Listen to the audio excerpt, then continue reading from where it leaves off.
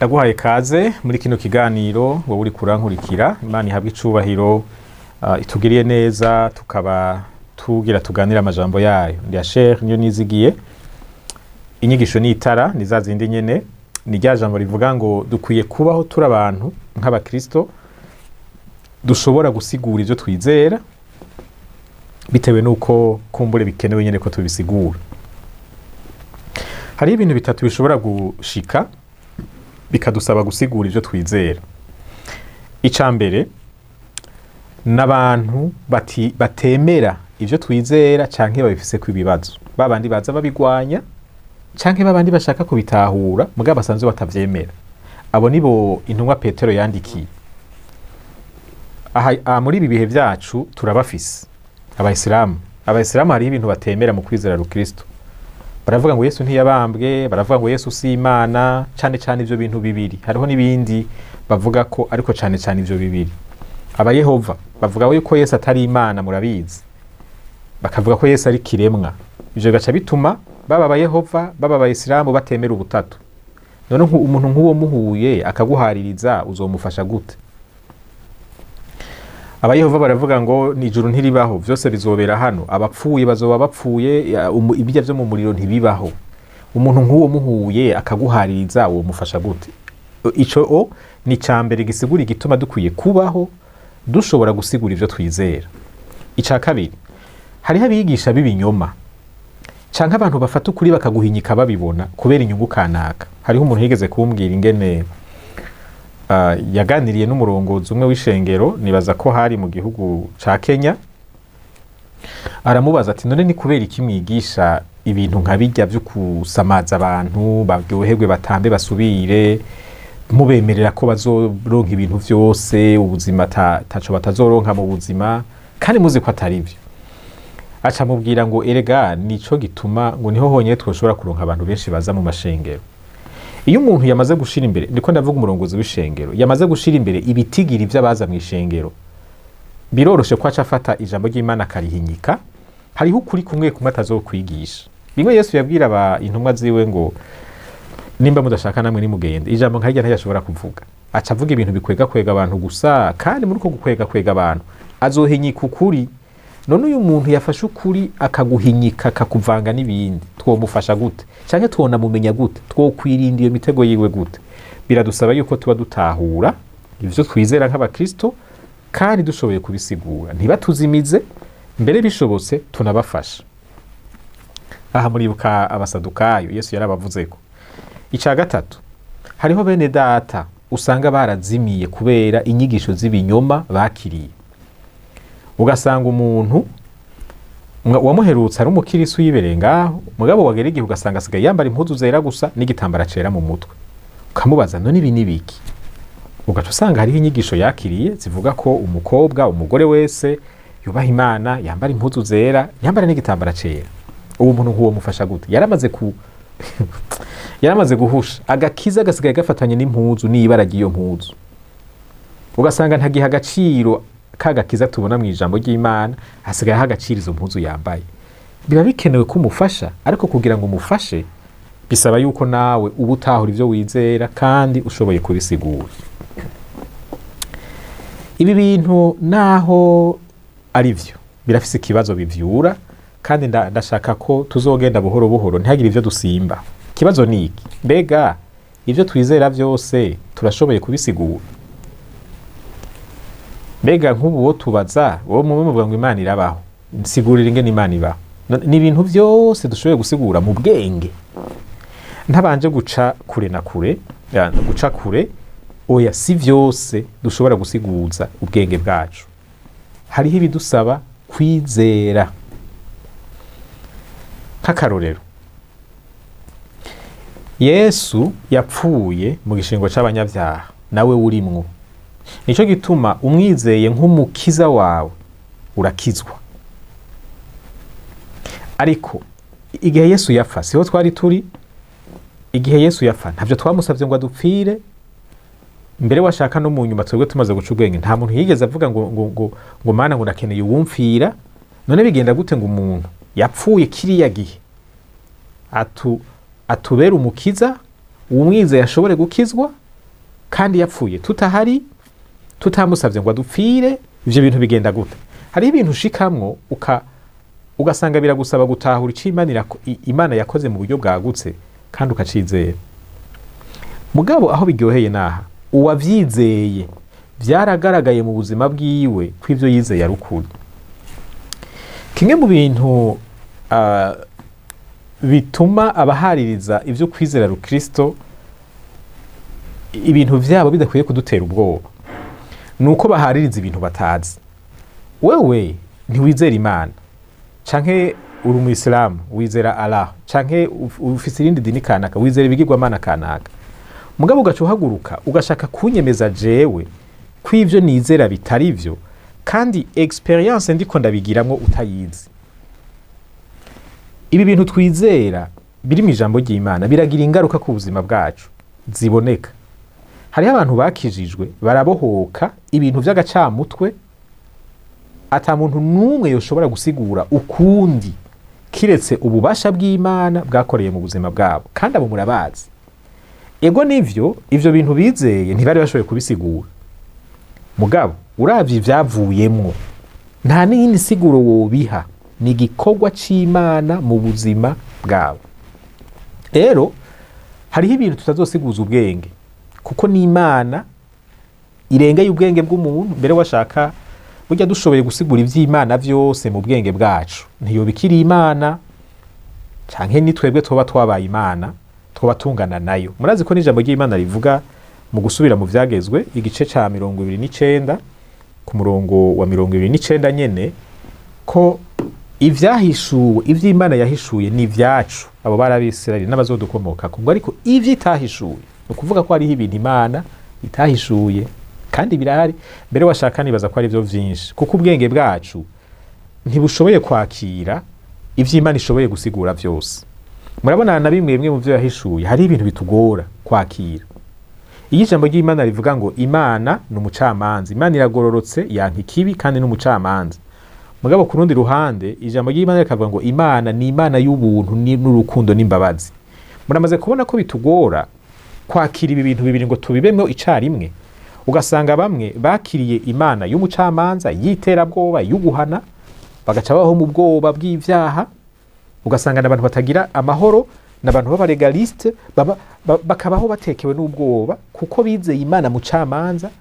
Abandi nabo bakabaho bayayata mu vyaha babikinisha kuko bizeye Imana y'ubuntu gusa, bakibagira ko ari Imana y'umucamanza. Nivyo vyonyene Imana yahishuye hari igihe biducanganya bikatusiga, ugasanga twahengamiye aha canke twahengamiye aha.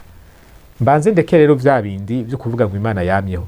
Wo wotahura gute mu bwenge bwawe neza neza 100% ikintu camyeho kandi we utamyeho? Wowe urafise ahantu wahereye, ni gute ikintu gifise ahantu catanguriye cotahura neza ikintu kitigeze gitangura? Murumva yuko hari ibintu tugera ahantu tugakoresha ukwizera, ariko mu ntunge ivyo gukoresha ubwenge no kwizera nzobigarukako, kuko ikico n'ikindi cigwa gikomeye. Uruhara rw'ubwenge n'uruhara rw'ukwizera mu buzima bwacu. Iyi Imana yaduhaye ukwizera, niyo yaduhaye n'ubwonko, kandi nama nkunda kuvuga ngo ubwonko si gisharizo, ni gikoresho. Imana ntiyabuduhaye ngo tubike ngaha buduha umutwe gusa ufise iyi forme nyene gusa, ni gikoresho Imana yaduhaye. Ni gute ibi bintu bijana? Abandi bagaca babijana kure bakavuga ngo la foi et la science, ukwizera na science bijana gute? Ivyo vyose tuzoronka igihe cyo kubivuganako. Ariko naho hariho ibidusaba kwizera, hariho nibishobora gusigurwa kugira ngo utahure neza ibintu bimwe bimwe biri mu ijambo ry'Imana. Biragusaba gukoresha ubwenge iruhande y'ukwizera. Reka dufata akarorero. Kugira ngo utahure ko Yesu yadupfiriye, biragusaba gutahura ibijanye no gutanga ibimazi nkuko bivugwa muri Bibiliya, les sacrifices. Iki kintu citwa ikimazi ni giki? Gikora gute? Cari gikoko cicwa mu gishingo c'umuntu yacumuye, kandi vyaragira ingaruka kuriwe ku migenderanire yiwe n'Imana. Ivyo turabizi, birasiguwe muri Bibiliya. Ntushobora kuza gusimbira rero mu vya Yesu yaducunguye utazi ivy'ibimazi ingene vyakora, kuko ico Yesu yakoze ni kijya gikorwa ibimazi vyakora, ariko ku rundi rugero, ku rugero rwagutse cyane kandi runini, kandi rutagiramo agasembwa. Aha naho nyene ntitwoca tuvyinjiramwe, mugabo murumva ko umuntu akubaje ngo Yesu yagucunguye gute, hariho ibintu ushobora gusigura wishimikije ibijanye n'ibimazi nk'uko ijambo ry'Imana ribivuga. Birasaba gutahura ukuntu Yesu yabaye ikimazi. Yesu yabaye sacrifice gute, kuko niko ijambo ry'Imana rivuga. Yohana yavuze ngo nguwo umwagazi w'intama w'Imana kuri caca bari mwisi. Kuri caca bari mwisi gute? Kuba umwagazi no kuvuga iki? Kandi ngaha tuve muri vya bindi vy'iwacu, kuko hariho umuntu yumvise umwagazi yumva inyama yoroshe. Hari abantu bafise ivyumviro vy'abayangayanga, abantu b'abakunzi b'inyama. Umwagazi kugira ngo twumve ico biri ari kwiravuga bidusaba gusubira muri kiriya gihe. Bajya abantu Yohana umubatizi yabwira ngo nguyu umwagazi w'intama w'Imana, hajya bo batahuye iki? Iyo bumvise umwagazi bumva iki? Vyaca bibasubiza hariya mu Kuvayo 10:11 igihe Abisirayeli babaga umwagazi wa Pasika bagasiga amaraso yabo ku gishimaryango kugira ngo umumarayika aje kwica abana b'imfura, abana babo ntibapfe. No kuvuga ko ubuzima bw'abana babo b'imfura bwarokotse kubera amaraso y'umwagazi. No kuvuga ko umwagazi wapfuye mu gishingo c'abana babo. Naha rero haba hahagaze ugukenera gutahura ivyo Bibiliya yigisha kugira ngo dushobore gusigura ivyo twizeye. Reka nze ku Bayisilamu, Yesu ntiyapfuye. Imana yaramujanye bataramubamba. Uya muntu babambye siwe. Babambye umwe yaramwikoreje umusaraba, niko Abayisilamu bavuga. Ntibikenewe ko tuja mu vyo kwizera cyane, birasaba no gukoresha ubwenge kandi twisunze ivyanditswe muri Bibiliya. Nimba nayo nyene atayemera, urashobora kumufasha kwasigura igituma wowe yemera.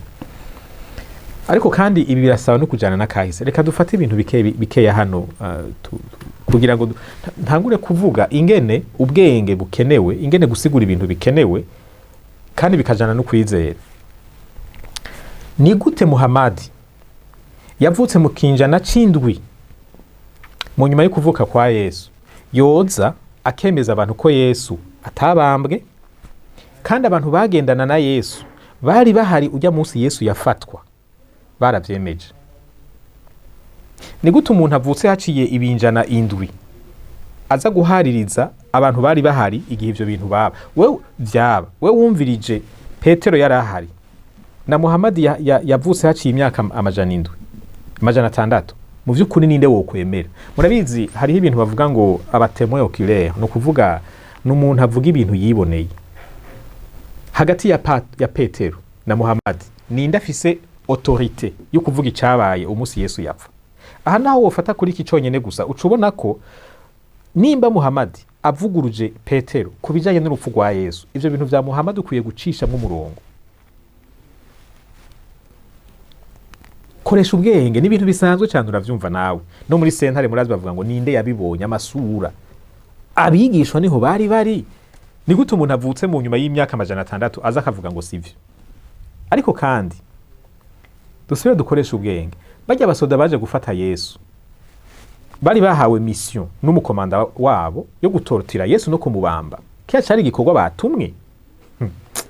Hanyuma igihe baje kumubamba bari bamaze amasaha menshi bariko baramucuranguza, murabizi. Bamufashe mu ijoro abambwa saa 3 z'igitondo bukeye. Bamumaranye ijoro ryose. Bamukubise, yaviriranye, bamushize ko cagisibo c'amahwa, no kuvuga yarafise ibikomere mu mutwe n'amaraso, impuzu zatabaguritse. Ni gute umuntu umaze ayo masaha uri kuratortira ushobora kumwitiranya n'umuntu atigeza kwitwa n'inkoni nimwe? Ivyo bintu mwumva bishoboka? Naho wowe urakajuju kameze gute? Uretse ko bajya basoza bari aba professionnel muri torture. Umuntu yakubiswe, umuntu batabaguriye ko impuzu, umuntu bambitse ibintu mu mutwe, ntibashobora kumwitiranya n'umuntu batigeze bajye kinuma. Ntibikunda no mu bwenge ntivyinjira. Nuko ugiye muri kahise, urupfu rwa Yesu rwaranditswe ko n'ababibonye, bamwe nisa batemwe oculaire. Aha turabona Matayo na Yohana. Mariko ntawuzi neza ko ariho yarabibwiwe. Luka nawe yagize amatohoza, arabaza abantu bakiriya gihe, mwebwe mwabonye iki? Baramubarira, yagize enquête. Muhammad ngo warakorotse ngo Yesu ntiyabambwe. Yego kweri. Weho ntuje. Nuko ikica kiryoha rero gahakurusha, hariho n'abatizera banditse ku rupfu rwa Yesu. Mwibuke ko Yesu ntiyapfuye uko ariko kose, yaciye imbere ya Pilato. Pilato yari gouverneur. Mu ntwaro y'abaroma barandika ivyakozwe. burya urupfu rwa Yesu vyaranditswe n'abatizera. None ni gute umuntu yaduka ngo Yesu ntiyapfuye? Aha nariko ndavuga ingene dushobora gukoresha ubwenge mu gusigura ivyo twizera, mugabo kandi ntibiza bisubirira ukwizera. Ubwenge n'ukwizera ni ibikoresho bibiri Imana yaduhaye, kandi ni bibi kubinyuranya. Aho dukwiye gukoresha ubwenge, dukoresha ubwenge kuko nico gikoresho kiba gikwiriye muri uwo mwanya. Iyo umuntu ariko aravuga ngo Yesu ntiyapfuye, urashobora gukoresha ivyo wasomye mu ijambo ry'Imana ukamwereka ko ivyo bintu ariko aravuga atari vyo, ko vy'ukuri Yesu yarapfuye. Pilato ntiyari kijuju, ntiyari kurungika abasoda baza gucunga imva y'umuntu atapfuye. Kayifa yatanze imva yiwe, ntiyari gutanga imva y'umuntu atapfuye. Bajya abasoda nta kuntu na kumwe bari kubamba ujya muntu yamutwaje umusaraba, kuko ujya nta nima ry'amaraso rimwe yari afise ku mubiri wiwe. Ariko Yesu umubiri we wari watabagurutse kubera ibimoko bamukubise. Bajya abasoda bari abantu bazi ico bariko barakora, bazi gutandukanya uwakubiswe n'ubutakubiswe. Reka ngarukirize hano, murabona ko twatanguye kuvyinjira ngo buhoro buhoro. Ndagutera intege rero ngo uzubandanye ubana nanje. Hari ibintu vyinshi tuzorabira hamwe, ibintu twemera nk'ukuri k'urufatiro twizera, kandi dushaka ko tubaho dushobora kubisigura igihe cyose bikenewe. Imana iguha umugisha.